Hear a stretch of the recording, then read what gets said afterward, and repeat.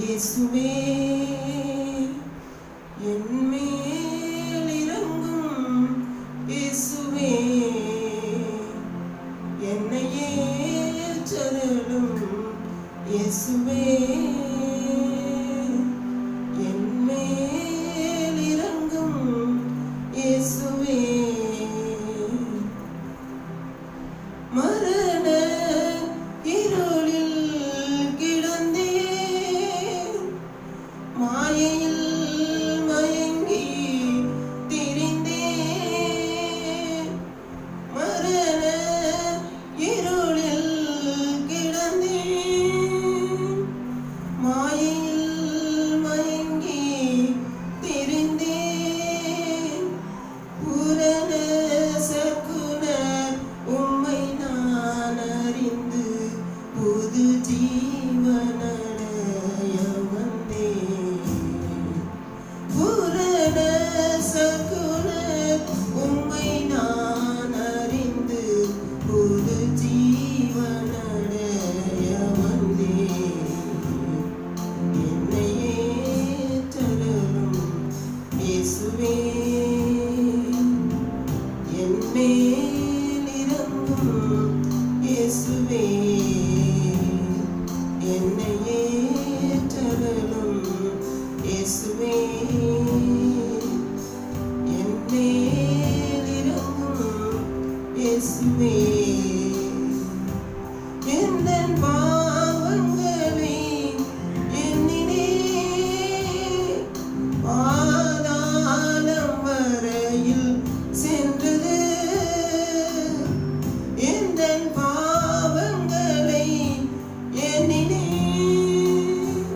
பாதாளம் வரையில் சென்றது பயந்தேன் மிரண்டேன் இரட்சகர் இயேசுவின் உந்தன் பாதத்தை நான் அடைந்தேன் பயந்தேன் மிரண்டேன் இரட்சகர் இயேசுவே உந்தன் பாதத்தை நான் அடைந்தேன் என்னையே ஏற்றருளும் இயேசுவே என்மேல் இறங்கும் இயேசுவே என்னையே ஏற்றருளும் இயேசுவே என்மேல் இறங்கும் இயேசுவே ஆயிரம் ஆயிரம் பாவிகள் ஆத்துமா வீழ்கவே சாயின்றார் ஆயிரம் ஆயிரம் பாவிகள் ஆத்துமா வீழ்கவே சாயின்றார் அடியேனையும் மீட்டதும் போதாதையா அழியும் ஜனத்தையும் ரட்சியும் அடியேனையும் மீட்டதும் போதாதையா அழியும் ஜனத்தையும் ரட்சியும் என்னையே ஏற்றருளும் இயேசுவே என்மேல் இறங்கும் இயேசுவே என்னையே ஏற்றருளும் இயேசுவே என்மேல் இறங்கும் இயேசுவே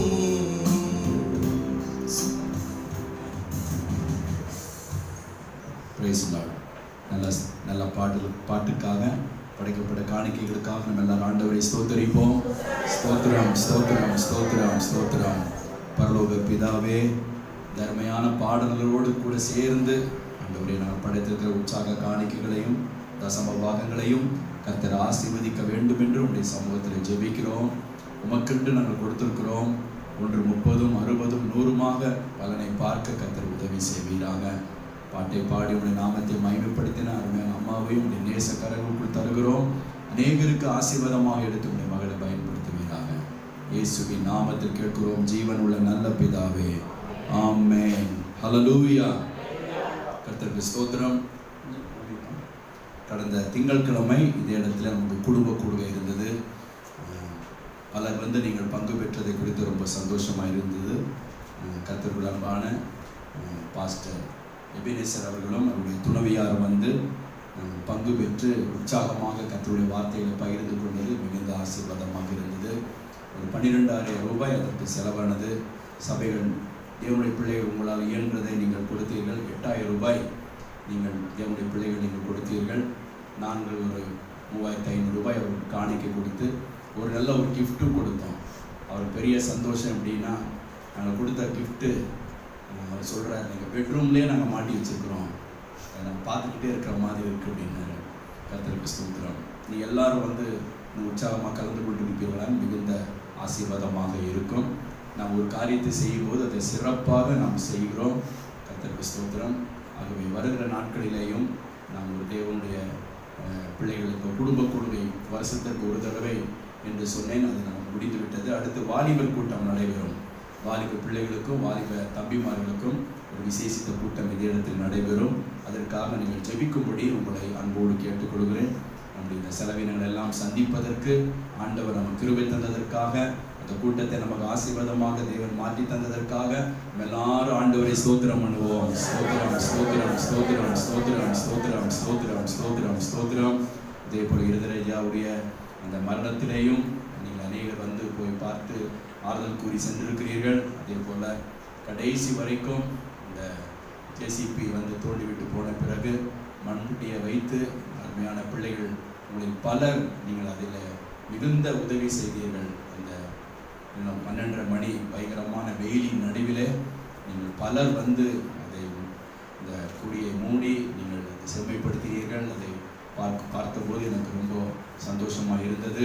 ஆகவே நீங்கள் மிகுந்த பிரயாசப்பட்டவங்க அனைவருக்கும் ஆண்டவராக இயேசுவின் இனிய நாமத்தில் அம்மாவுடைய சார்பில், ராபர்ட்டுடைய சார்பில் உங்களுக்கு நான் நன்றி சொல்கிறேன். நம்முடைய குடும்பம் சபைக்கு வருகிற ஒவ்வொருவரையும் நமது குடும்பம் போல நாம் பார்த்து அவருக்கு செய்ய வேண்டிய அந்த நேரத்தில் நம்முடைய கடமைகளை நாம் செய்யும்போது அவர்களோடு கூட நின்று நாங்கள் இருக்கிறோம், நீங்கள் பயப்படாதீங்க, நம்ம போய் நின்னாலே போதும், நாங்கள் இருக்கிறோம்னு நம்ம நின்று அப்படி நம்முடைய முகத்தை அவர்களுக்கு முன்பாக நாம் காட்டும்போது அவர்களுக்கு மிகுந்த ஆறுதலையும் மிகுந்த ஆறுதலை அதை கொண்டு வரும் என்பதில் எந்த சந்தேகமும் இல்லை. முடிந்த அளவு கல்லறை வரைக்கும் நாம் வருகிற நாட்களில் எதிர்காலங்களில் கல்லறை வரைக்கும் நம்ம போய் நம்மோடு இருந்து நம்ம விட்டு தேவனுடைய ராஜ்யத்துக்கு போகிறவர்களை நாம் கனம் பண்ண ஆண்டவர் நம்ம ஒவ்வொருவருக்கும் உதவி செய்வாராக.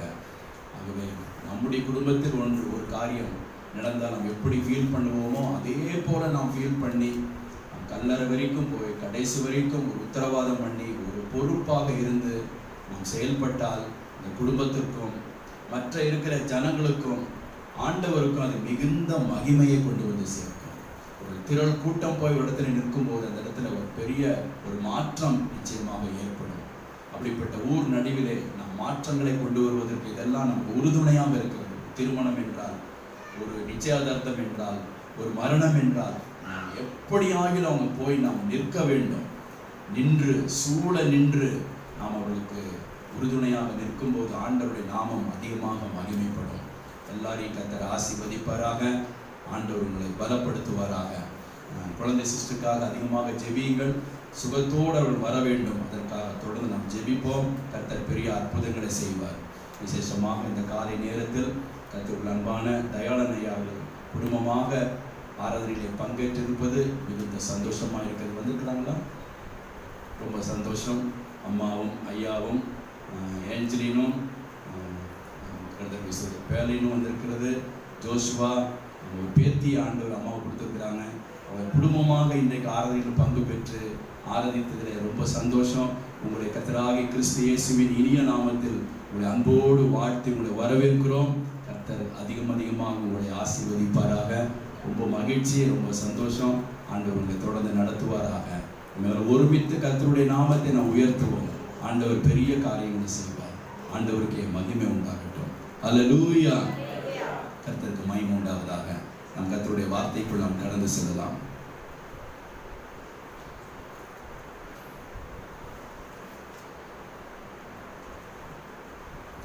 1 கொரிந்தியர் 4வது அதிகாரம் 7வது வசனத்தை நாம் ஒரு வாசிப்போம்.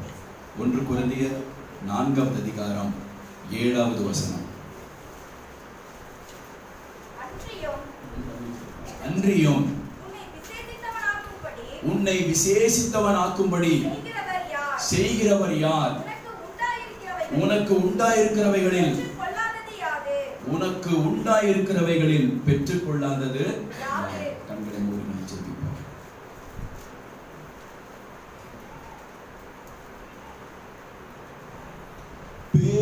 பேசும்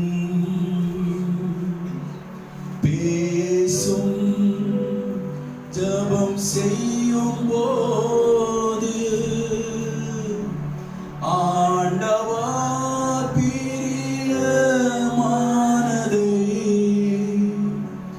இப்போ காட்டும் செய்ய ஆயத்தம். ஆண்டவா பிரியமானதே இப்போ காட்டும் செய்ய ஆயத்தம். பேசும் பேசும் ஜெபம் செய்யும் போது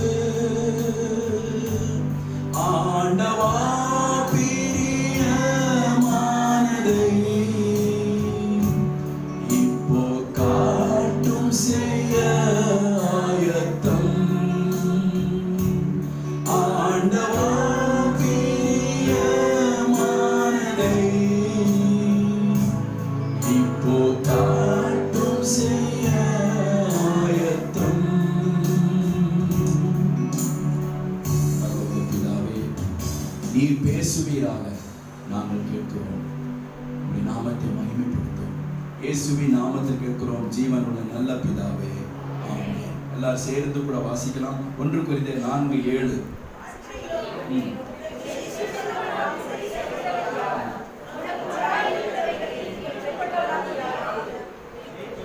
உன்னை விசேஷித்தவன் ஆகும்படி செய்கிறவன் யார்? நீ உனக்கு உண்டாயிருக்கிறவைகளில் நீ பெற்றுக்கொள்ளாதது. இந்த உலகத்திலே நமக்கு அநேக காரியங்களை இந்த உலகத்திலே தேவன் நமக்கு உண்டாக்கி இருக்கிறார்.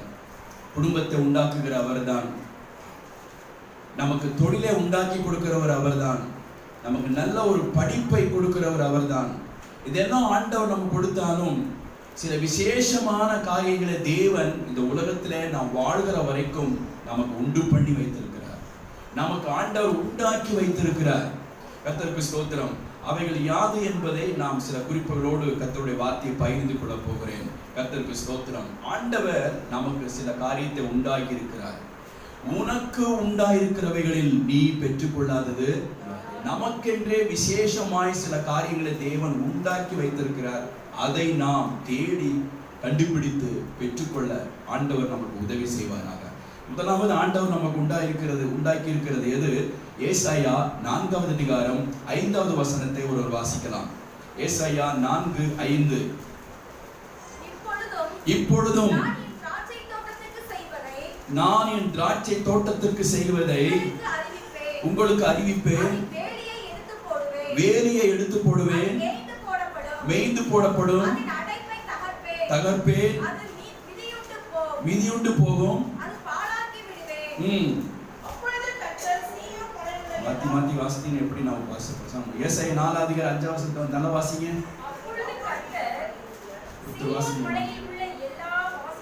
சியோன் மலையிலுள்ள எல்லா வாசங்களிலும்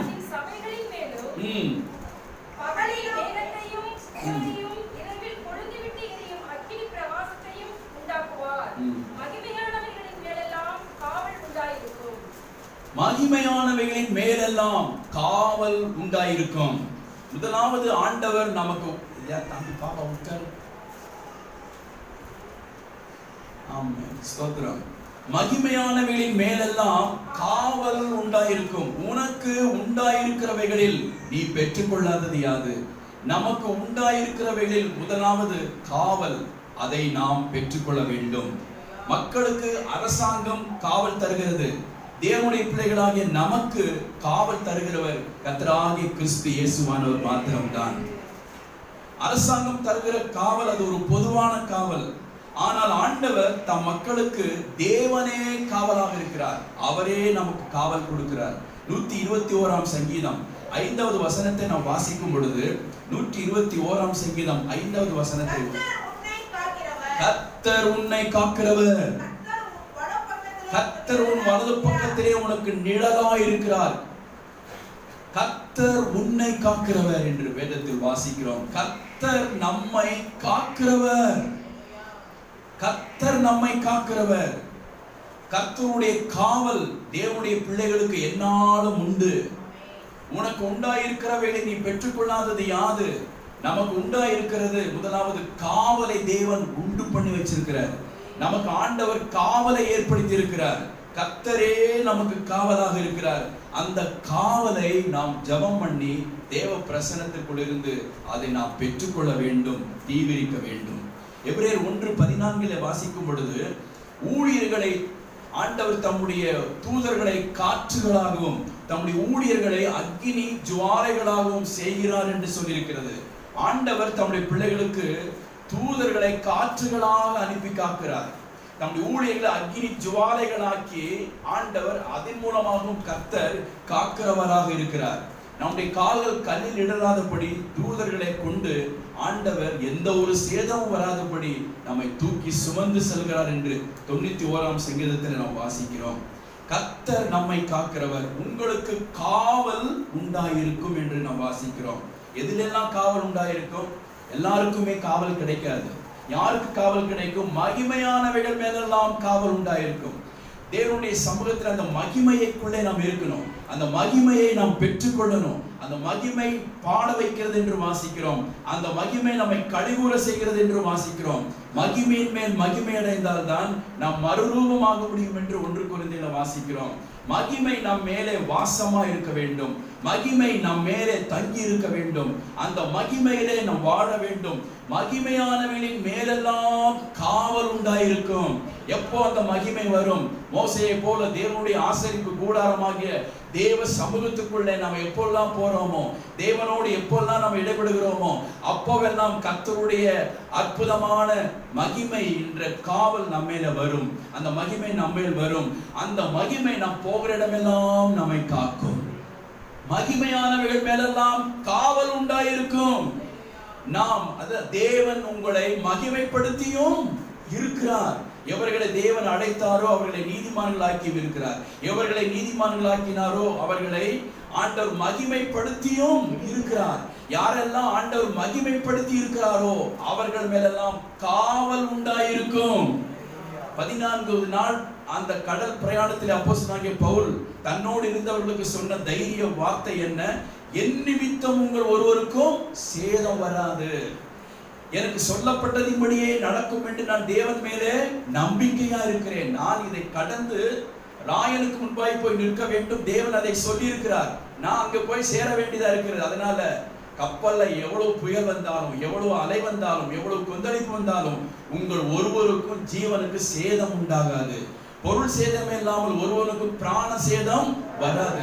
நாம் போகிற பஸ்ல நம்மை கொண்டு அந்த பஸ்ஸுக்கு இருக்கிற ஜனங்களுக்கு காவல் உண்டாயிருக்கணும். அங்க பாதுகாப்பு இருக்கணும். நாம் எங்கே எதிர பிரயாணம் பண்ணினாலும் நம் நிமித்தம் அவர்களுக்கு காவல் இருக்கணும். நம் நிமித்தம் சிலருக்கு காவல் இருக்கணும். அப்போ மகிமை நம்ம மேலே இருக்க வேண்டும். மகிமையானவர்கள் மேலெல்லாம் காவல் உண்டாயிருக்கும்.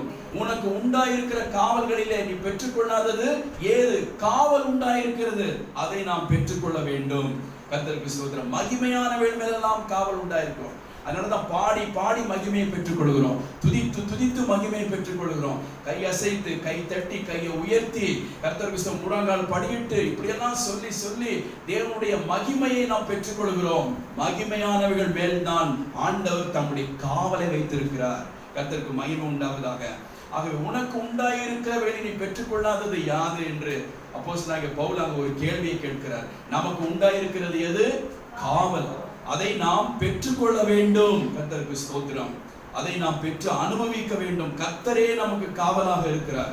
இந்த உன்னத தெய்வீக காவலை நமக்கு பிரத்யேகமாக தேவன் உண்டாக்கி வைத்திருக்கிறார். அந்த காவலை நாம் பெற்றுக்கொள்ள ஆண்டவர் நமக்கு உதவி செய்வாராக. சிலர் நாய்களை காவலுக்கென்று வைத்திருப்பார்கள். சிலர் குட்காவை தங்களுடைய வீட்டிற்கு தொழில்களுக்கு காவலாக வைத்திருப்பார்கள். சிலர் மனிதர்களை காவலாக வைத்திருப்பார்கள். தப்பு இல்லை. ஆனா அதை எல்லாவற்றை பார்க்கிறோம் பிரதானமான காவலாக இயேசுவின் இரத்தத்திற்குள் நம்முடைய வீட்டையும் தோட்ட துறவுகளையும் சபையும் குடும்பத்தையும் நமக்கு அருமையானவர்களையும் இயேசுவின் இரத்தத்திற்குள் இயேசுவின் வசனத்திற்குள் அவர்களை வைத்து அதற்குள்ளே அவர்களை கொண்டு போய் இயேசுவின் இரத்தத்தை சூட வேலியாக அடைத்து அதை காவலாக நாம் எண்ணுவோமானால் எந்த ஒரு துஷ்டத்தனமும் வராது, எந்த ஒரு பேய் பிசாசு வராது. கர்த்தருக்கு மகிமை உண்டாவதாக. மாரிராஜ் ஐயா அவர்கள் உங்களுக்கு நன்றாக தெரியும்.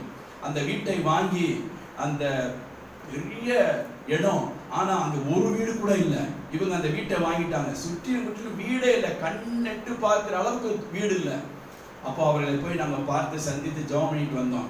ஐயா ரொம்ப பயமா இருக்கு. அந்த அம்மா அடிக்கடி சொல்லுவாங்க, ரொம்ப பயமா இருக்குங்க, அது இது வந்துருமோ, செஞ்சிருமோ, பொல்லாத மனிதர்கள் வந்துருவாங்களோ, பாம்பு வந்துருமோ, அது வந்துருமோ. நான் சொன்னேன், ஒண்ணுமே உங்களுக்கு வராதுமா, எதுவுமே வராது, வீடுகள் தான் வரும் சுத்தியும் அப்படின்னு. கர்த்தர் அந்த வார்த்தையை கனம் பண்ணி, இது எங்கெங்கயோ பாம்பெல்லாம் வந்துட்டு போகுது, அவங்க வீட்டு இது வரைக்கும் பாம்பு வந்ததில்லை, எந்த ஒரு துஷ்ட மனுஷர்கள் வந்ததில்லை, எந்த ஒரு ஆபத்து வந்ததில்லை, எந்த ஒரு நாசமோசமும் வந்ததில்லை. சுத்திலும் வீடுகள் தான் ஆண்டவர் கொண்டு வந்திருக்கிறாரு. யோபுக்கு உண்டான எல்லாவற்றையும் தேவன் வேலி அடைத்திருந்தார். நம்மையும் நம்முடைய குடும்பத்தையும் ஆண்டவர் வேலி அடைக்கிறோம். ஆண்டவர் சிங்கங்களின் வாய்களை கட்டி போட்டார் என்று சொல்லி இருக்கிறது. சிங்கங்கள் சேதப்படுத்தாதவர்கள் வாயை தேவன் கட்டி போட்டார். தேவன் தான் நமக்கு காவலா இருக்கிறார். எந்த சிங்கமும் நமக்கு காவலா இருக்க முடியாது. எது நமக்கு காவல் இல்லை, இயேசு தான் நமக்கு காவலா இருக்கிறார். நான் அதற்கு சுற்றிலும் அக்கினி மதிலா இருந்து காப்பேன் என்று கர்த்தர் வாக்கு பண்ணி இருக்கிறார். கர்த்தருக்கு மகிமை உண்டாவதாக. மழை காலத்துல வெயில் காலத்துல பாம்பு கீம்பெல்லாம் உள்ள வந்துடும்லாம் டிவியில சொல்லிக்கிட்டே இருப்பாங்க. பயமா தான் இருக்கும் சிலருக்கு. ஆனா தேவனுடைய பிள்ளைகளை ஒண்ணுமே வராது, எதுவுமே அணுகாது, பொல்லாப்பு வராது. வாதை கூடாரத்தை பொல்லாப்பு நேரிடாது. கர்த்தரை தாவரமாக நாம் கொண்டிருக்கிறோம். கர்த்தரை நாம் இரட்சிப்பாக கொண்டிருக்கிறோம். உன்னதமானவரின் மறைவு, சர்வ வல்லவருடைய நிழல் நம் கூடாரத்தின் மேல் தங்கி இருக்க வேண்டும். யோபின் கூடாரத்தின் மேலே கர்த்தருடைய ரகசிய செயல் இருந்தது என்று வாசிக்கிறோம்.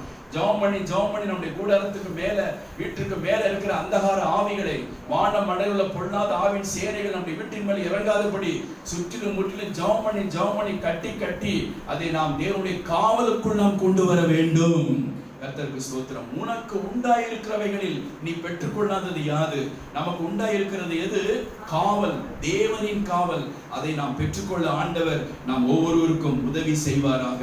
கர்த்தருக்கு ஸ்தோத்திரம் உண்டாவதாக. சங்கீதம் 127:2 கூட நாம் வாசிக்கும் பொழுது 127 சங்கீதம் 2வது வசனத்தை, கர்த்தர் நகரத்தை காவாராகில் காவலாளில் விழித்திருக்கிறதும், கர்த்தர் தான் வீட்டை காக்க வேண்டும், கர்த்தர் தான் நகரத்தை காக்க வேண்டும். எவ்வளவுதான் நகரத்தை காப்பதற்கு காவலாளிகள் இருந்தாலும் அப்பப்ப தீவிரவாதிகள் இப்ப பாருங்க ஆரம்பிச்சிருக்கிறாங்க மறுபடியும். அப்பப்ப காஷ்மீர்ல சுட்டுட்டு போயிடறாங்க, வண்டியை கவிழ்த்துட்டு போயிடறாங்க, சேதத்தை ஏற்படுத்துறாங்க. கர்த்தர் நகரத்தை கர்த்தர் தேசத்தை, கர்த்தர் பட்டணத்தை காக்காவிட்டால் காவலாளி விழித்திருக்கிறதும், கர்த்தரே நம்முடைய தேசத்தை காக்க வேண்டும், காவல் காக்க வேண்டும். கர்த்தருடைய காவல் நம்முடைய தேசத்துக்கு மேல வர வேண்டும். சொல்லி நாம் ஜெபம் பண்ணும்போது மகிமையானவைகள் மேலெல்லாம் காவல் உண்டாயிருக்கும். ஆண்டவரே, என்னக்குள்ள என் மேல உங்களுடைய மகிமையை அனுப்புங்க, உங்களுடைய மகிமைக்குள் நான் இருக்கணும். அப்படி இருந்தா என் மேல கர்த்தருடைய காவல் நிச்சயமாக இருக்கும். இரவின் பயங்கரத்திற்கும் இருளின் நடமாடுகிற கொள்ளை நோய்க்கும் நாம் ஒருபோதும் பயப்படவே மாட்டோம்.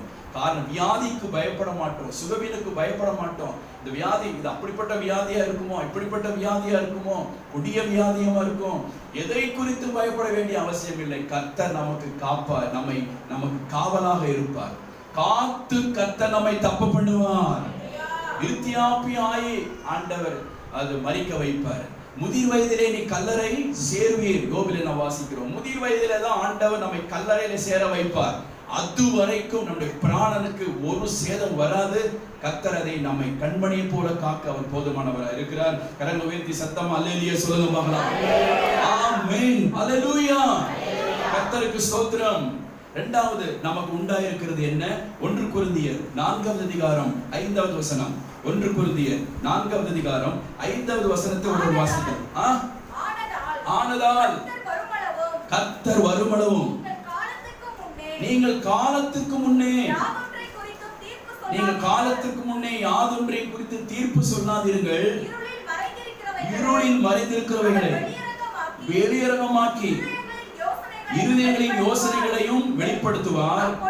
அப்பொழுது அவனுக்குரிய புகழ்ச்சி உனக்கு உண்டாயிருக்கிறவைகளில் நீ பெற்றுக்கொள்ளாதது யாது? உன்னை விசேஷித்தவனாகும்படி செய்வது யாது? நம்மை விசேஷித்தவர்களாக செய்வது எது? நம்மேல் இருக்கிற காவல். நம்மை விசேஷித்தவர்களாக செய்வது எது? புகழ்ச்சி. அதுதான் நம்மை விசேஷித்தவர்களாக கர்த்தர் அதை கொண்டு மாற்றுகிறார். நீங்கள் விசேஷித்தவர்கள் என்று கர்த்தர் சொல்லியிருக்கிறார். கர்த்தர் நம் ஒவ்வொருவரையும் விசேஷித்தவர்களாக கர்த்தர் மாற்றி இருக்கிறார். உனக்கு உண்டாயிருக்கிறவைகளை நீ பெற்றுக்கொள்ளாதது யாது? இரண்டாவது, தேவன் நமக்கு உண்டு பண்ணி வைத்திருக்கிறது, உண்டாக்கி வைத்திருக்கிறது புகழ்ச்சி. அதுதான் கீழே வாசிங்க. அவனவனுக்குரிய புகழ்ச்சி தேவனால் உண்டாகும். உனக்கு உண்டாயிருக்கிறவை பெற்றுக்கொள்ளாதது யாது? நமக்கு உண்டாயிருக்கிறது எது? புகழ்ச்சியை கர்த்தர் நமக்கு உண்டாக்கி வைத்திருக்கிறார். தேவனால் உண்டாயிருக்கும் புகழ்ச்சியை நாம் பெற்றுக்கொள்ள வேண்டும். மனுஷரால் வருகிற புகழ்ச்சி அல்ல, உலகத்தால் வருகிற புகழ்ச்சி அல்ல, மற்றவர்களால் வருகிற புகழ்ச்சி அல்ல. தேவனால் வருகிற புகழ்ச்சியை நாம் பெற்றுக்கொள்வோமாக.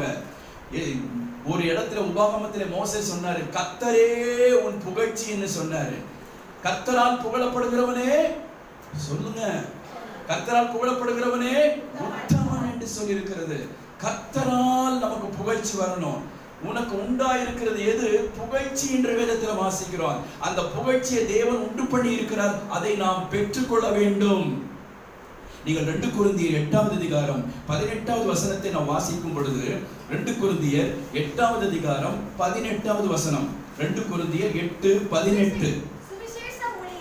2 கொரிந்தியர் 8:18. சுவிசேஷ ஊழியத்தில் எல்லா சபைகளிலும், சுவிசேஷ ஊழியத்தில் எல்லா சபைகளிலும் புகழ்ச்சி பெற்ற, அது யாருன்னு சொல்லப்படல, பேர் சொல்லப்படாத ஒரு சகோதரன் சுவிசேஷ ஊழியத்தில் எல்லா சபைகளாலும் புகழ்ச்சி பெற்றிருந்தாரா?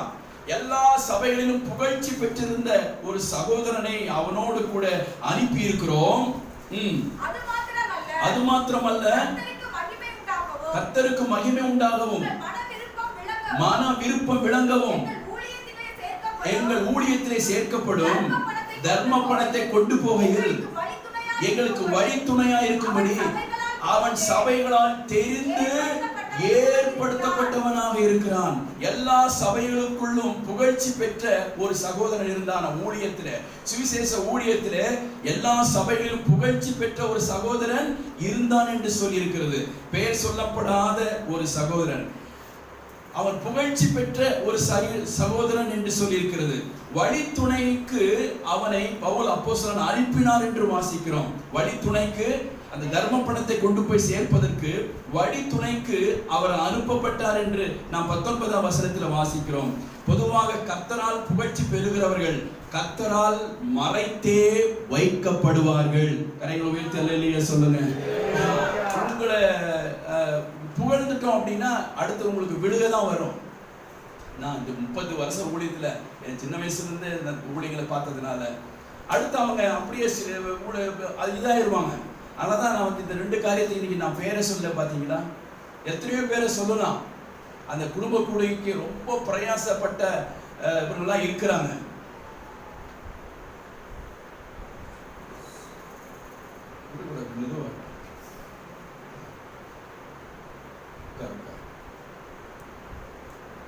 ஆமென். அல்லேலூயா. சத்தமா அல்லேலூயா சொல்லுங்க. ஏன் அப்படின்னா அவன் மறைந்திருந்து, ஏன்னா அங்க புகழ்ந்துட்டானா அங்க பரலோகத்துல பலன் இருக்காது. அதான் நீ உபவாசம் இருந்தா யாருக்கு தெரியாம, உபவாசம் இருக்கிறன்னு சாயலே தெரியாம உன் முகத்தை நல்லா கழுவி என் தலைக்கு எண்ணெய் பூசி உன்னுடைய தனிப்பட்ட உபவாசத்தை சொல்றாரு. உன் அறை வீட்டுக்குள்ள போய் கதவை பூட்டிக்கோன்றாரு. உன்னுடைய வலது கை செய்கிற தர்மத்தை உன் இடது கை நீ தர்மம் செஞ்ச சொன்னீங்கன்னா இந்த உலகத்தோட முடிஞ்சிரும்ன்ற. அங்க பரலோகத்துல பல நமக்கு முடிந்த அளவு நாம் நம்மை மறைத்துக் கொள்வதிலே நம்ம ஜாக்கிரதையாக நம்ம இருக்கணும். கர்த்தருக்கு ஸ்தோத்திரம். நான் இந்த மாசத்துல பாஸ்டர் இந்த ரிவைவான்னு ஒரு எழுப்புதல் கூடுகை மாசம் நடக்குது. அந்த அந்த இந்த இடத்துல பாஸ்டர் சகராஜனுடைய சபையில. இப்போ நாங்கள் சிஸ்டர் போய் அதில் கலந்துக்கிறோம். ஒரு அமௌண்ட் கட்டி கலந்துக்கணும். அப்போ இந்த மாதம் பொறுப்பு சாப்பாடு நான் தான் எடுத்துக்கிறேன்னு சொல்லியிருக்கிறேன். நல்லா சாப்பாடு கொடுங்க அப்படின்னு சொல்லியிருக்கிறேன். அப்போ கர்த்தருக்கு ஸ்தோத்திரம். அப்போ அதுக்கு முன்னாடி ஒரு டீ ஸ்நாக்ஸு கொஞ்சம் நாங்கள் பணம் கொடுத்தோம். அது பாஸ்டர் வந்து அவர் சொல்லிட்டாரு, இப்படி பாஸ்டர் அம்மா வந்து இதை கொடுத்துருக்காங்கன்னு. தயவு செஞ்சு நாங்கள் சாப்பாடு கொடுக்குற பணத்தை என்ன செஞ்சிடாதீங்க, பலன் போயிடும் பாஸ்டர். என்ன போயிடும்? பலன் போயிடும். புகழ்ச்சின்னு ஒன்று வந்துருச்சுன்னு வைக்கல, அதுக்கப்புறம் அந்த பலன் அற்று போயிடும். பரலோகத்துல போகும்போது அதெல்லாம் தேவன் சேர்த்து வச்சிருப்பாரு. அப்படி ஆண்டவர் பொக்கிஷமா அதை நம்ம கொடுப்பாரு. முடிந்த அளவுக்கு என் பேர் வரக்கூடாது பார்த்துக்குங்க, என் குடும்பத்தின் பேர் வரக்கூடாது பார்த்துக்குங்க. முடிந்த அளவுக்கு மறைஞ்சே இருக்கிறது தேவனுடைய பார்வையில மிக மிக விலையேற பெற்றது. அல்லேலூயா, கர்த்தருக்கு ஸ்தோத்திரம் உண்டாவதாக. அப்படி இந்த மோன்சிலாஸ் ஐயா எனக்கு ரொம்ப பிடிக்கும். ஒவ்வொரு விஷயம் வரும்போது என்ன சொல்றாரு, இந்த ஊழியத்துக்காக சப்போர்ட் பண்ணவங்களுக்காக கரங்களை உயர்த்தி கர்த்தரை முடிஞ்சு அவ்வளவுதான். அதுதான் அவங்கெல்லாம் தெரிஞ்சிருக்கிறாங்க பாருங்க. சொன்னா மணிக்கணக்கா சொல்லிட்டு இருக்கலாம், இவங்க இவ்வளவு கொடுத்துருக்காங்க, இவ்வளவு கொடுத்துருக்காங்க. ஒரே வார்த்தையில இந்த நாளின் ஊழியத்துக்காக, இந்த ஊழியத்தை தாங்கவங்களுக்காக கரங்களை உயர்த்தி கர்த்தரை ஸ்தோத்திரம் பண்ணுங்க. ஸ்தோத்திரம் பண்ணா கிருபை பெருகிட்டே இருக்கும். பேர் சொன்னா பலன் போயிடும், ஸ்தோத்திரம் பண்ண கிருபை பெருகும். எது வேணும் நமக்கு? கிருபை பெருகணுமா, பேர் சொல்லி பலன் அற்று போகணுமா? மறைந்து சுவிசேஷ ஊழியத்தில் புகழ்ச்சி பெற்ற ஒரு சகோதரனுடைய பெயரை பரிசுத்த ஆவியானவர் இங்கே மறைத்து வைத்து இருக்கிறார். ஆனா எல்லா சபைகளிலும் சுவிசேஷ விஷயத்துல புகழ்ச்சி பெற்ற ஒரு சகோதரன், ஆண்டவர் அவருடைய பெயரை மறைச்சிட்டார்.